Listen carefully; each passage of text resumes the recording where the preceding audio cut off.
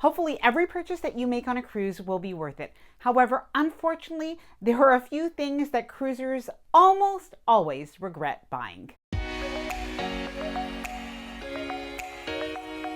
Hi there, I'm Ilana from the website lifewellcruise.com. Welcome back to my channel.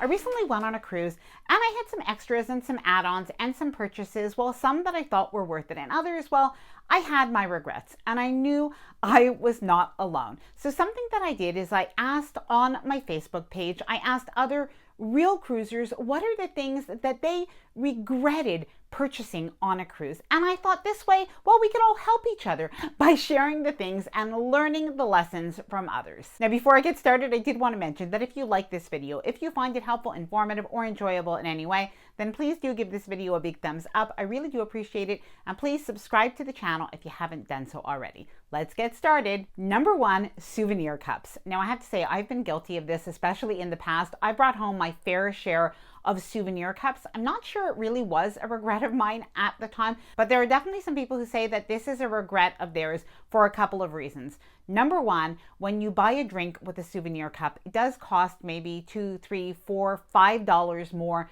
for that drink.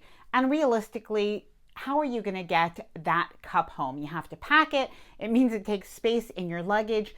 If it's plastic, well, it's just space, but it's not very heavy. If it's glass, some people said that their souvenir cups or glasses actually broke. And that's definitely something that you don't want. Number two, the thermal spa pass. Now, this one surprised me because I know that a lot of people really love the thermal spa. But the caveat was that a lot of people said that while the thermal spa might have been enjoyable, what they didn't like is having the thermal spa pass for like the entire week. What they said was it just didn't seem worth it because after a day or 2 days, they kind of had enough and didn't really need it for the entire week.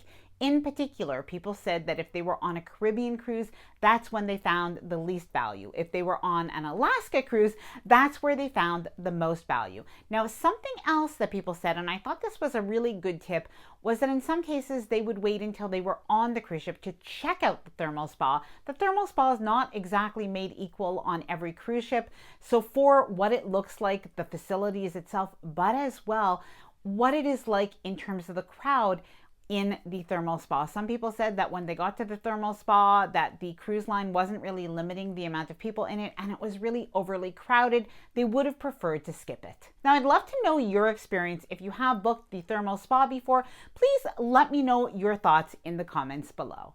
Number three, onboard purchases. Now, because there were a lot of items that were mentioned, I did kind of group these up into the items that were mentioned, well, most often. So the first one that was mentioned quite a lot is inch of gold. Now, if you've been on a cruise before, then you will know that inch of gold is actually gold or silver plated, chain that is sold by the inch. So you can actually have a necklace that is sort of made for you and you would pay it by the inch. So for instance, if you had an 18-inch necklace, then maybe by inch it might be $2 or $3. Then you will pay additionally for the clasp, even a little locket, that sort of thing.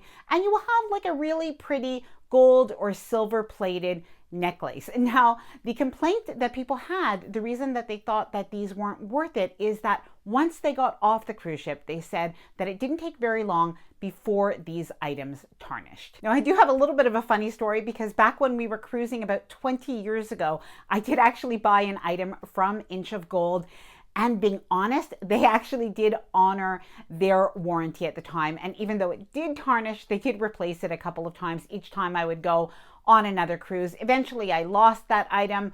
But anyway, my own little story about Inch of Gold. The other one that was mentioned was Invicta watches. And in particular, what people said is they loved the watches, but they did find that once they got home and they even took a look maybe on Amazon, it was actually cheaper on Amazon than it was on the cruise ship. So I think that is definitely something that just check, especially now if you can Google it when you're on the cruise ship, just check what the actual price is at the time. Despite what the discount they say is, what is the actual price and value right now? And while not an onboard purchase, a lot of people said they regretted making purchases of rings in some of the Caribbean islands, in particular, those silver rings that they said really kind of turned their fingers green. Number 4, the arcade on cruise ships. Now, if you have kids and they go to the arcade, I know that you're already imagining where this could go. And yes, people said that their kids spent way too much money in the arcade.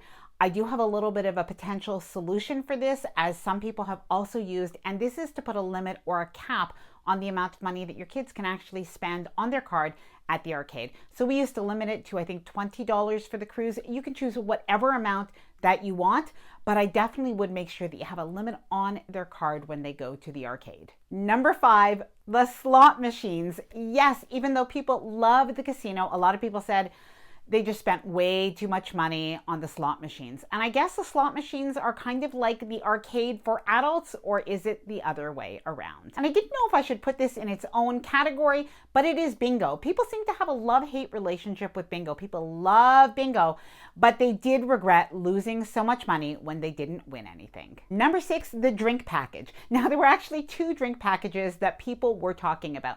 There was the alcohol package, and the other package that people regretted buying was the non-alcohol package, but the one that includes like the mocktails and the frozen drinks. So talking about the alcohol first, it does add up to a lot. It can be very pricey, and I think a lot of people take it because they think it is going to be a money saver. However, you do, for most of the packages, you do need to drink about 6 drinks or more to just break even on that drink package. So for a lot of people, they said they found themselves like trying to drink more than they normally would just to make that package worth it. And if you have a lot of ports, well, it probably just isn't worth it because you're out off the cruise ship during the day and you're really only on the cruise ship for the evening. You might even be really tired. And what are the chances that you really are going to drink like 7, 8, 9 drinks all at night? So that is something to think about. Now, the other package is the non-alcoholic package. So not necessarily the soda package or the coffee package, but really that package that includes the mocktails and the frozen drinks.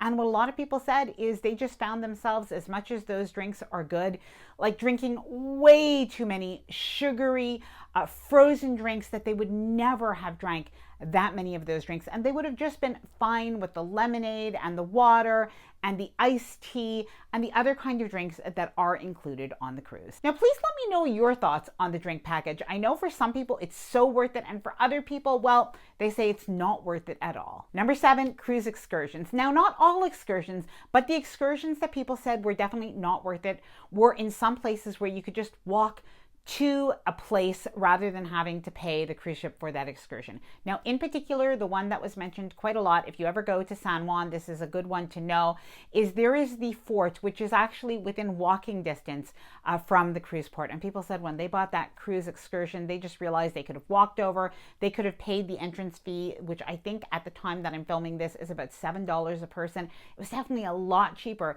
than booking with the cruise line excursion. And in San Juan, by the way, you can also take a taxi over if it's difficult to walk because it is uphill. And in the past, there used to be a free bus or a free trolley that went over as well. I'm not sure if that still exists there. So if you know, please leave a comment below as well. Number 8, I have a feeling some of you were waiting for this one. It was definitely the one that was mentioned the most often. It was the massages on a cruise ship. And in particular, as people said, it's the lotions and the potions. It's the upsells that in some cases are at the end of the massage, and in other cases, people said it was happening during the massage. I definitely have some advice here. Let them know if you go for a massage that you're not interested in buying any products and that it will ruin the experience for you. Let them know, because people say that the massage in itself is really good. It is more expensive than if you do get that on land, but you might really enjoy the experience. But if you do not want to buy the products, let them know. Many people said that for that reason alone, they would actually not go to a cruise ship spa to have a massage again. Number 9, the cruise itself. Now, of course, this wasn't across the board, but some people said the cruise itself just wasn't worth it. That's what they actually regretted. In some cases, it was a cruise ship. In some cases, it was a cruise line. In some cases, it was the fact that they booked during a time that was maybe 2 or 3 times the price, like for New Year's, and they felt that that in itself wasn't worth it. Number 10, the premium Wi-Fi or the top tier Wi-Fi. So many people said it is so expensive, and they really did regret getting that top tier Wi-Fi because not only was it expensive, but it just didn't work very well.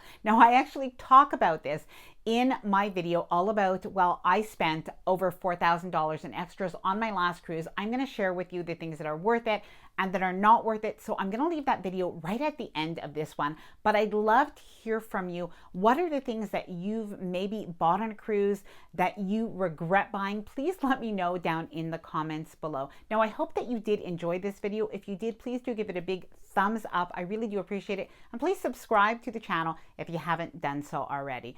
Bye for now, and happy cruising.